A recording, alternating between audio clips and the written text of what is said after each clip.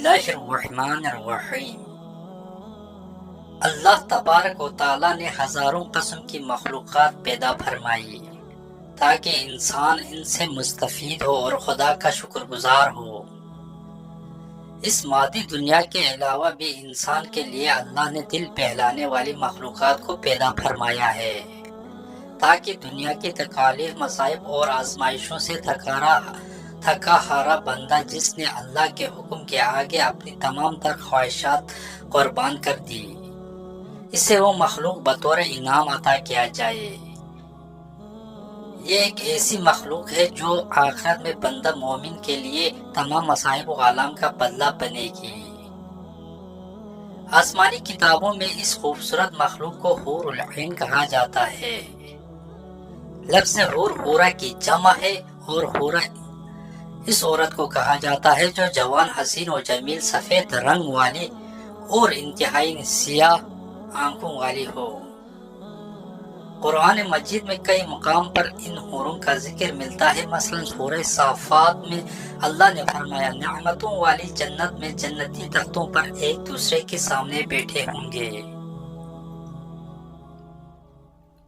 جہاں شراب کے جام کا ان پر دور چل رہا ہوگا جو پینے میں شفاف اور لذیذ ہوگی، نہ اس سے درد سر ہوگا اور نہ اس کے پینے سے وہ بہکیں گے، اور ان کے پاس نیچی نظروں، بڑی بڑی آنکھوں والی حوریں ہوں گی، ایسی نازک جیسے انڈے کے چھلکے کے نیچے چھپی ہوئی چھیلے۔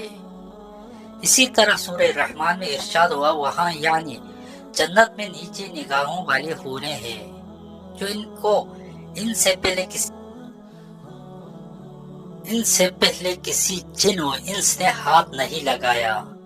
وہ ایسی ہوگی جیسے چمکتے ہوئے ہیرے اور موتی، گویا حور ایسی جنتی مخلوق ہے جسے دنیاوی مثال سے سمجھنا اور اس کی جسمانی بناوٹ و خصوصیات کو بیان کرنا مشکل ہے، جسے اب تک نہ کسی انسان نے دیکھا نہ چھوا ہے، اور جنت میں یہ مخلوق مومن کے لیے انعام اور بدلہ ہوگی، اور اس کو کسی نے ہاتھ سے نہ چھوا ہو۔ اللہ نے حور العین کو زعفران سے تخلیق کیا ہے۔ اللہ ان کے چہروں کو نور اور جسموں کو ریشم کا لباس پہنائے گا، اور ان کے جسم حیران کر دینے والی ہوں گے۔ اگر حوروں کی جسمانی بناوٹ کی بات کریں تو روایتوں سے پتہ چلتا ہے کہ حور کو پاؤں کی انگلیوں سے گھٹنوں تک زعفران سے بنایا گیا ہے، سینے سے گردن تک چمکدار عنبر سے بنایا گیا ہے، گردن سے سر تک کا حصہ سفید کافور سے تخلیق کی گئی ہے، اور ان کے سر میں خوشبودار کستوری کی بالیں ہیں۔ جب وہ سامنے آتی ہے تو ان کا چہرہ زبردست نور سے چمک اٹھتا ہے، جیسے دنیا والوں کے لیے سورج چمکتا ہے، اور ان کے کمر کا اندرونی حصہ لباس اور جلد کی باریکی سے دکھائی دیتا ہے۔ اگر کوئی حور اپنی ہتھیلیوں کو آسمان و زمین کے درمیان ظاہر کر دے تو تمام مخلوق اس کے حسن کی دیوانی ہو جائے گی، اور اگر وہ اپنا چہرہ ظاہر کر دے تو اس کے حسن سے آسمان و زمین کے درمیان موجود تمام چیزیں جگمگا اٹھیں گی۔ ایک روایت کے مطابق جنت الفردوس اور جنت العدن کے درمیان ایسی حوریں موجود ہیں جو جنت کے گلاب سے پیدا کی گئی ہے۔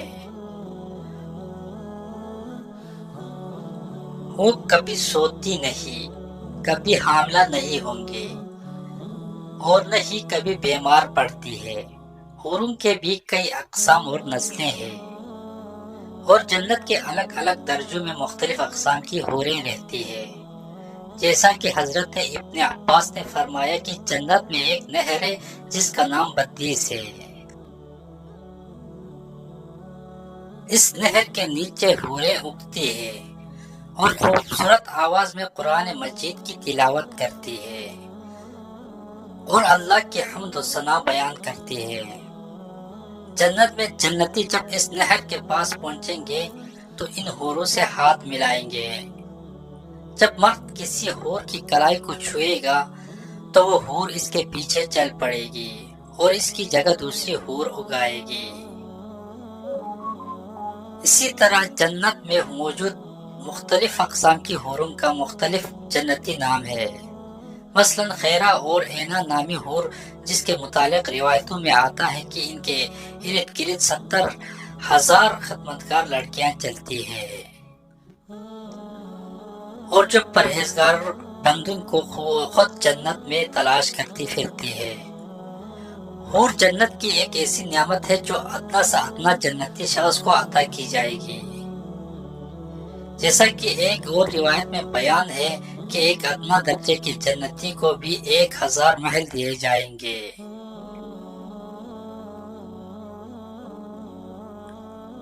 اور ہر 2 محلوں کے درمیان 1000 سال کا فاصلہ ہوگا۔ ہر محل میں حور العین ہوں گے۔ اس طرح جنت میں ایک درخت ہے جس کے نیچے ابھرے ہوئے چھاتیوں والی کنواری حوریں ہوں گی، اور وہ وہاں گیت اور نغمے گائیں گی۔ تو جب درخت یہ آواز سنے گا تو اس کے شاخیں ایک دوسرے سے ٹکرا کر بانسری کی سی آواز پیدا کریں گی۔ اسی طرح روایتوں کے مطابق جب کوئی جنتی شخص کسی حور سے ہم بستری کرے گی تو اس کی شہوت 70 سالوں تک اس کے جسم میں گردش کرتی رہے گی، جس سے وہ لذت پاتا رہے گا۔ جب وہ حور العین سے خوب صحبت کر لیں گے تو وہ دوبارہ پاک اور کنواری ہو جائے گی۔ حوروں کا تصور دین اسلام میں کوئی نیا تصور نہیں ہے، بلکہ دنیا کے کئی مذاہب اور آسمانی کتابوں میں ان دوشیزہ عورتوں کا ذکر ملتا ہے جو موت کے بعد انسانوں کو ملیں گے۔ السلام علیکم ورحمۃ اللہ وبرکاتہ۔ ناظرین، اس طرح کی اچھی ویڈیو دیکھنے کے لیے علی والا ٹی وی کو سبسکرائب کریں۔ شکریہ۔